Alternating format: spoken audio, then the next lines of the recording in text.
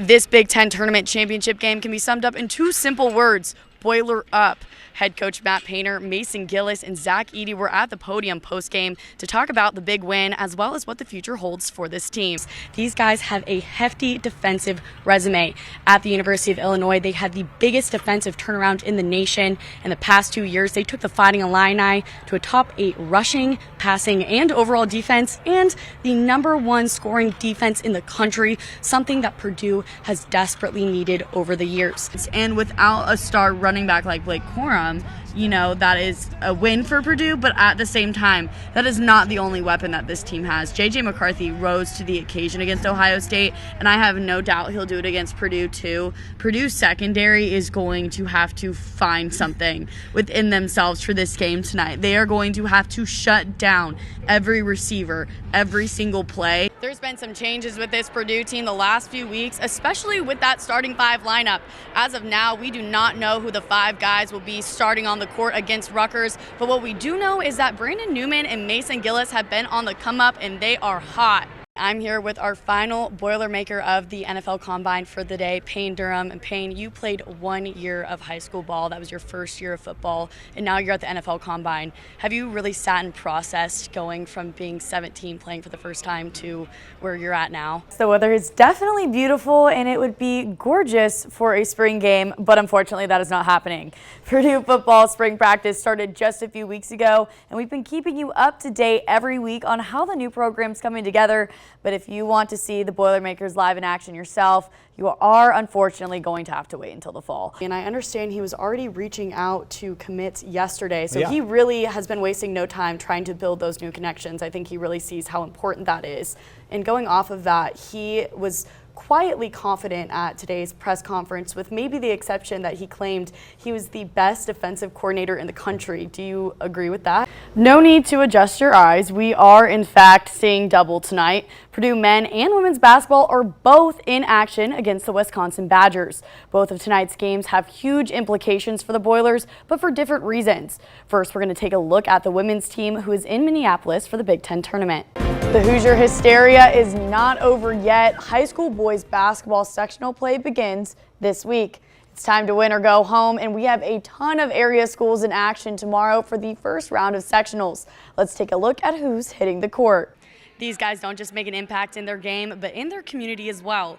Purdue quarterback Hudson Card and Purdue basketball player David Jenkins Jr. paid a visit to the Boys and Girls Club of Lafayette today.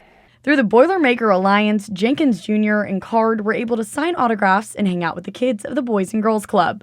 Hudson Card, brand new to West Lafayette, is already immersing himself into the community. It's really cool. Obviously, whenever I can give back to the community, especially the younger generation, I love to do so. And more than anything, he understands the importance of not just being an athlete, but a role model as well.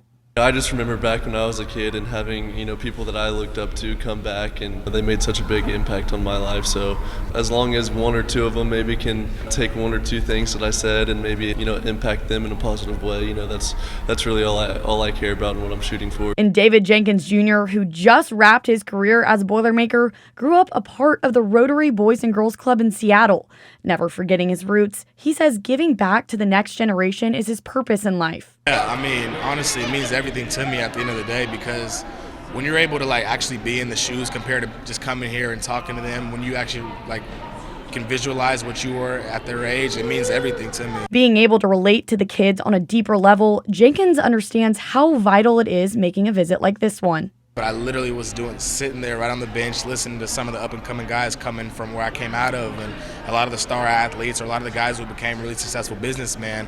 I was sitting there. I didn't grasp a hold of the fact of what they were saying at that age, but a couple years as I got older and I got into high school, I'm like, man, that was important things that they were saying to me, and things that I wish I would have really took advantage of. Giving back to the community who gives so much to them, both Card and Jenkins Jr. want to leave one last piece of advice to the kids across Greater Lafayette. Just listen to your parents. Obviously you get in a certain age where maybe you tend to brush them off a little bit and think you know it all, but ultimately your parents know what's best for you. I would always tell everybody, no matter what adversity, obstacle you face, you got to overcome it and be able to move on and push forward. It's not always about how you fall, it's just about how you get up. And I know that's a quote that everybody says, but it's the truth. You got to make sure you keep going and pushing no matter what.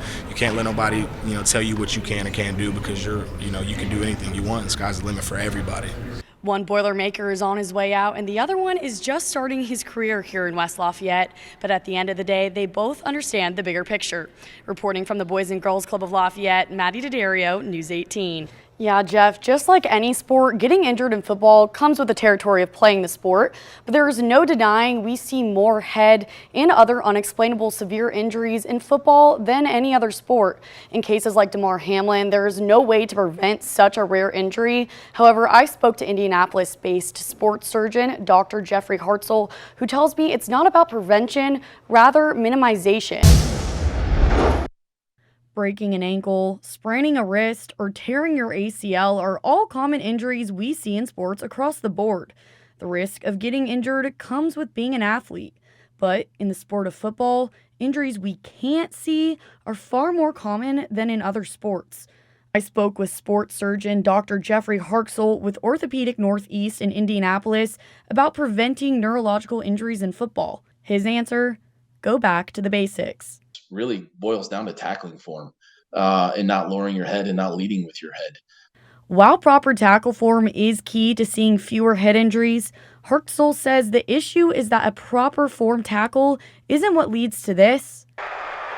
It's those hard and often dangerous hits that gets the player and the crowd fired up. However, while big hits are consequential, according to Hartzell, they aren't the biggest issue. There are a lot of individuals, a lot of experts that will say these head injuries, the long-term effects are really a result of multiple small injuries, multiple small collisions that add up over time. One of the biggest factors making it difficult to understand neurological injuries in football, it isn't measurable. Diagnoses are based only off of symptoms. We're not able to measure that from a neurologic or a cognitive standpoint. We've tried and haven't been very good. It's not very consistent scoring. There have been multiple scoring diagnostic tests that have come out that have tried to measure things like that, and they're extremely inconsistent. Hartzell says right now it's not about prevention, it's about minimization and proper form, something Harrison High School Athletic Director Jerry Galema praises their football coaches for doing. They stress proper technique more than I would even imagine them doing. In our program, we only have contact maybe one day a week. Try to prevent some of those repetition injuries. The good news for Indiana footballers, the state requires football coaches by law to take a course about football safety, including concussion education. But a lot of schools across the state also implement additional education, like USA Football and the Heads Up program. We have all of our coaches certified through USA Football. The additional certifications that we require of our coaches here at Harrison really stresses proper technique to eliminate and prevent some of the injuries.